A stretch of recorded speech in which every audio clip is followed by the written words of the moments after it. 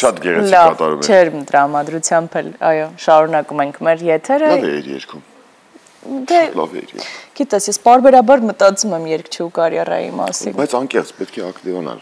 Պարզապես այսօր թատրոնի միջազգայինորը դեռ թատրոն, բայց երաժշտությունը ամեն դեպքում շատ կարևոր է։ Ինչքան էլ թատրոնի համաշխարհային օրն է, թատրոններում շատ հաճախ հնչում են երաժշտություն կամ ծնվում են ստեղծագործություններ, որոնց հենց հիման շնորհիվ բեմադրվում են ու ստեղծվում այլ մշակութային ժառանգություններ, sense մի հատ գոհարներ։ Խոսքը հենց դասական երաժշտության մասին է։ Իդեպ այս թեմայի շուրջ մենք շարունակելու ենք դեռևս զրուցել, քանի որ մարտի 26-ից 28-ը Երևանում կներկայացվի Չայկովսկի երաժշտություն առանց վիզաների նախագիծը, քանի որ հայտնի ֆոն 1 եւ Չայկովսկի ընտանիքների ժառանգը այստեղ է Երևանում եւ ոչ միայն հենց այս պայն էլ արդեն մեր տաղավարում։ Նաեւ մեր տաղավարում է, այո, սիրով ներկայացնում մեր հյուրին Դենիս ֆոն 1 Չայկովսկի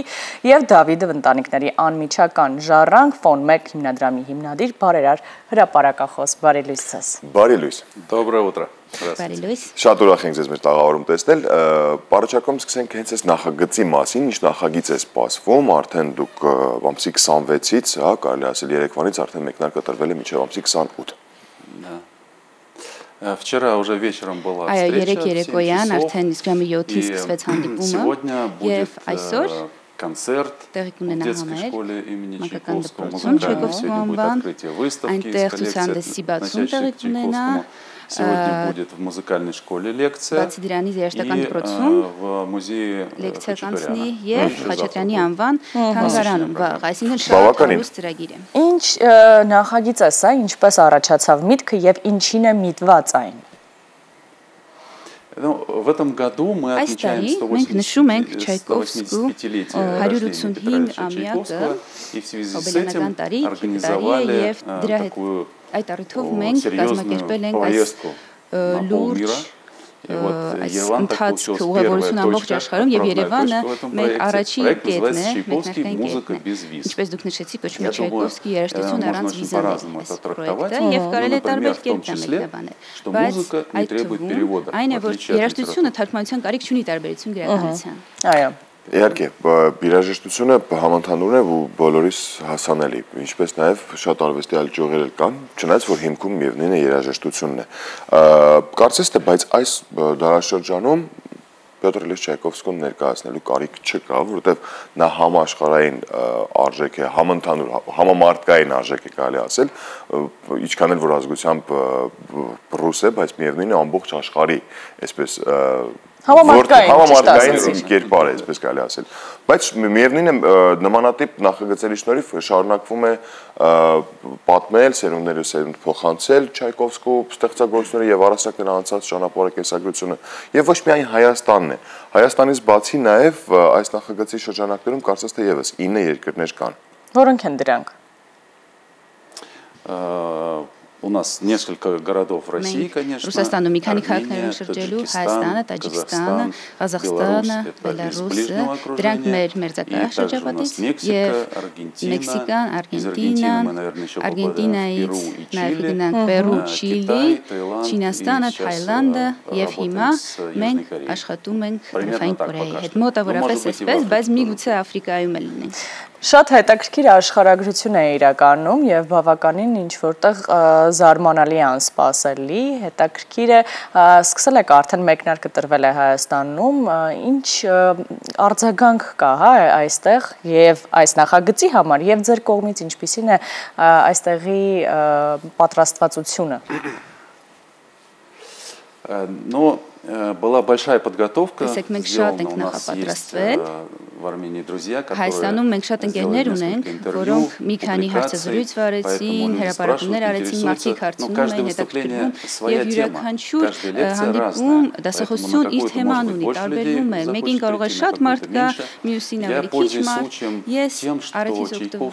օգտվում եմ Արքիս Չայկովսկին շատ հայտնի անուն ունի իր երաժշտության շնորհիվ եւ նաեւ պատմում եմ, որ դրանից բացի նա շատ հետաքրքիր անձնավորություն է եղել։ Это был человек, которому посчастливилось родиться в очень замечательной семье, которая была основана на любви. որտեղ սեր է տիրել եւ երբ ընտանիքը կերտվում է սիրո վրա, դրանից տաղանդներ են ծնվում։ Այդ ընտանիքի բոլոր երեխաները շատ մեծ ձեռքբերումներ են ունեցել, հասարակության մեջ կարևոր դիրք են զբաղեցել լրիվ տարբեր ուղղություններով։ Եվ այն, որ իրենք ապրել են այդ ընտանիքում, որտեղ սեր է տիրել, հնարավորություն է տվել, որ այնինչ Աստված է մեզ տվել, այդ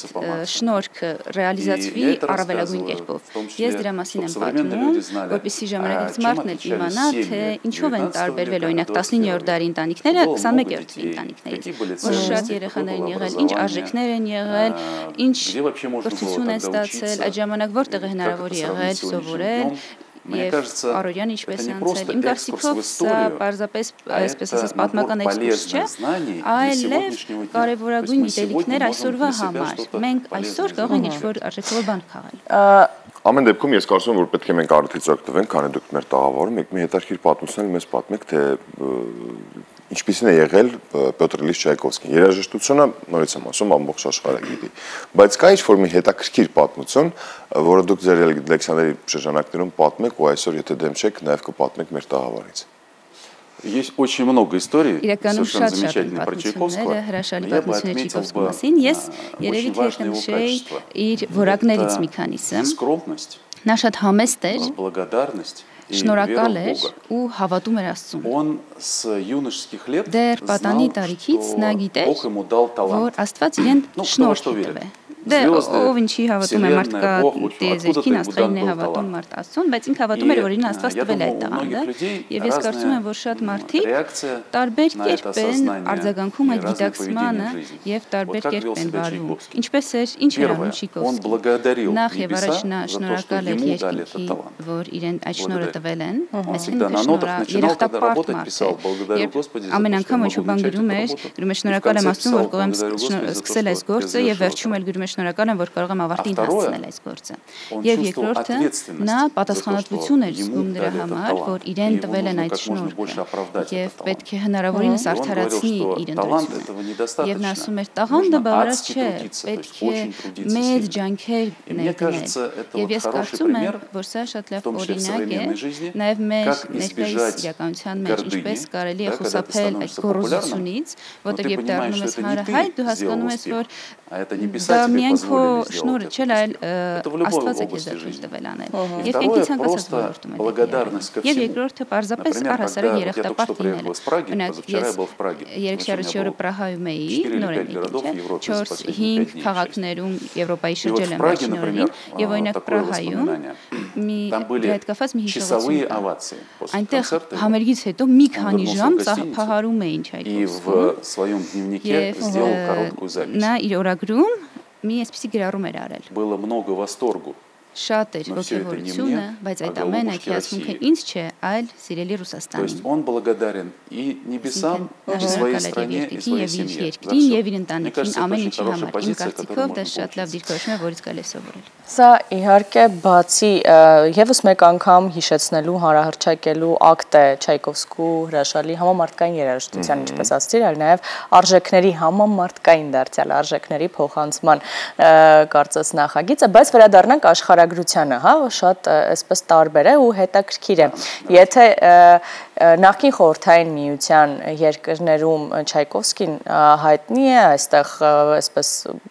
դպրոցական տարիքից սկսած երեխաները գիտեն, լսել են, ճանաչում են, ապա ինչպես է արձագանք, օրինակ նույն Մեքսիկայում կամ Թայլանդում արդյոք այնտեղ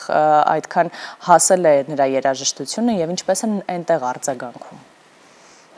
Чайковский действительно очень известен. Իսկապես շատ հայտնի է բոլոր մայրցամաքներում։ Зависит, конечно, от того слоя общества, который мы обсуждаем. Թե հասարակության ոչ շերտի մասն ենք խոսում, մարդկանց ընդհանրապես ծանոթ չէ դասական երաժշտության, ամենուր այդպիսի մարդիկ կան։ Музыка Чайковского երաժշտությունը даже во времена его жизни նույնիսկ իր կյանքի օրոք կարծես իրենից առաջ էր ընկել։ Ինչ պետք է մի քիչ այն տարիներին, երբ ինքն ապրում էր 1840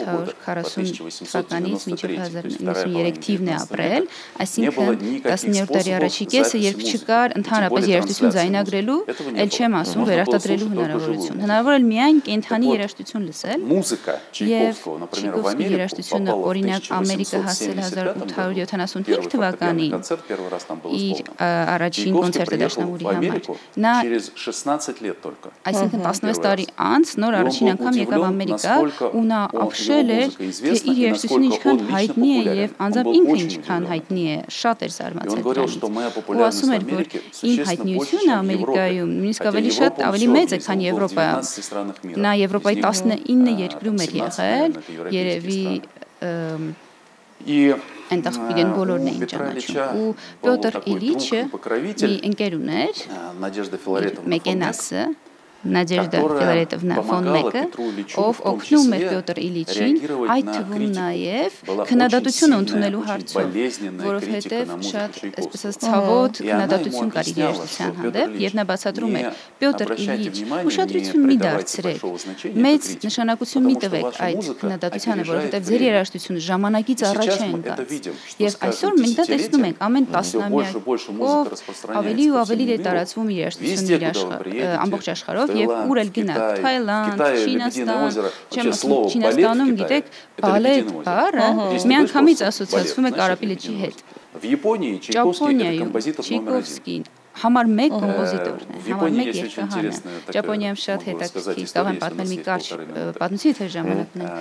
Я разговариваю с японцами. Ես զրուցում էի ճապոնացիների հետ, ինձ ասում էին, կարող եք գալ մեզ մոտ դասախոսություն կարդալ, 2 դասախոսություն, ես ասում եմ, դե եթե ստացվի հրաշալի կլինի։ Իսկ ում առաջ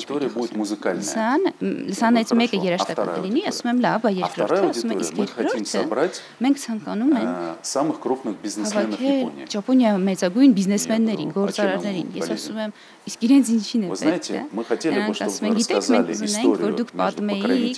Չայկովսկու Մեկենասի, Նադեժդա Ֆիլարետովնայի ու Չայկովսկու հարաբերությունների մասին, թե ում շնորհիվ է նա հայտնի դարձել, որովհետև այս կինը, այսպես ասած, իր ժամանակը ազատել է, որ ամբողջը նվիրի ստեղծագործելու։ Ես ասացի, լավ, բայց ինչն է նրանց պետք դա։ Եվ ինձ ասացի,